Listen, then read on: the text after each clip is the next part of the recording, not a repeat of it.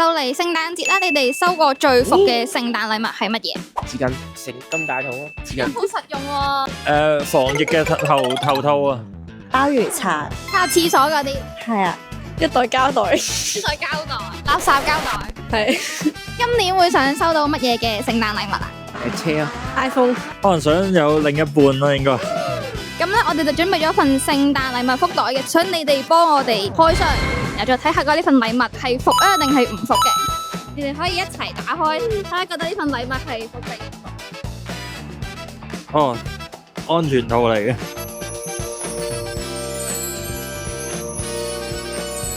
啲服裝係138就有噶啦，你覺得值唔值啊？